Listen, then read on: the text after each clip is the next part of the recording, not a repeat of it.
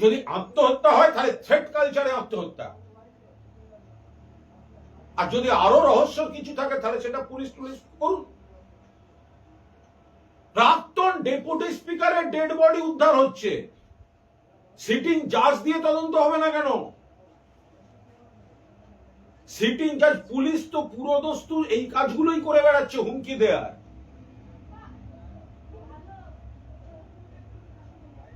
একের পর এক নারী নির্যাতনের অভিযোগ আসছে, একের পর এক তোলাবাজির অভিযোগ আসছে, একের পর এক অমুকের অভিযোগ আসছে।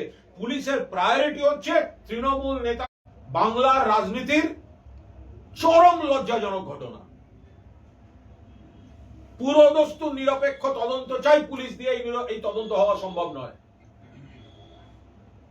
একজন লোক তাকে একটা সোশ্যালি মেলাইন করে দেওয়া হচ্ছে। বিজেপির একটা গুন্ডা দাঁড়িয়ে বলছে পিঠের চামড়া গুটিয়ে নেবো।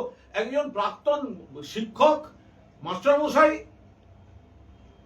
তাকে প্রকাশ্য রাস্তায়, আমি চমকে গেছি।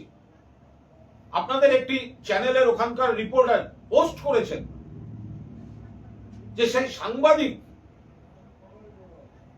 তিনি অপরাধ বোধে ভুগছেন, কারণ তিনি একটা প্রশ্ন করার জন্য আশিস বাবুকে দাঁড় করিয়েছিলেন।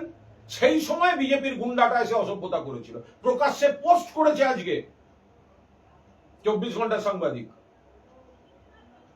যদিও 24 ঘন্টা সেটা দেখাতে পারবে না। অ্যারেস্ট, আর থানার মধ্যে ঢুকেই প্রায় ডিম মারছে, ভিডিও উঠছে, গালাগালি দিচ্ছে, ভিডিও আসছে, চোর, ভিডিও উঠছে। তাকে সোসাইটি মেলাইন করে দাও। এই নতুন স্টাইলটা কিন্তু বিজেপি নেতা আপনারা চালু করলেন। এটাকে থামিয়ে দিন। এটা বাংলা সংস্কৃতির জন্য ভালো নয়। আমরা কেউ এই কালচার সমর্থন করছি না। আশিস ব্যানার্জির মৃত্যু থ্রেট কালচারে।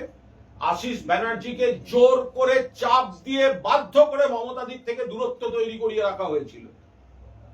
তার ফেসবুক স্ট্যাটাসটাও আজকে তার প্রমাণ, মানে ওর প্রোফাইল বা ওর পেজের যে ছবি টবি আছে, পোস্টগুলো দেখলেই বুঝবেন একটাও মমতা ব্যানার্জি বিরোধী কিছু নেই। উল্টে মমতা ব্যানার্জি, অভিষেক ব্যানার্জির ছবি রয়েছে।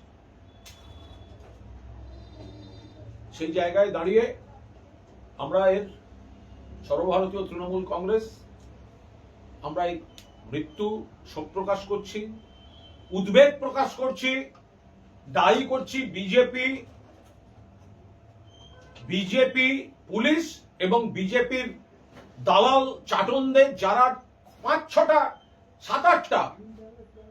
7-8টা বেঈমান গদ্দার নিজেদের ধান্দায় বিজেপির জুতো চাটতে গিয়ে বাকি অনেককে বিপদে ফেলছে। তাদের অন্য কোনো কাজ নেই। তাদের কাজ হচ্ছে বিজেপির সুতোয় সাড়া দিয়ে সুতোর টানে নাচছে আর তৃণমূলকে কি করে ভাঙা যায়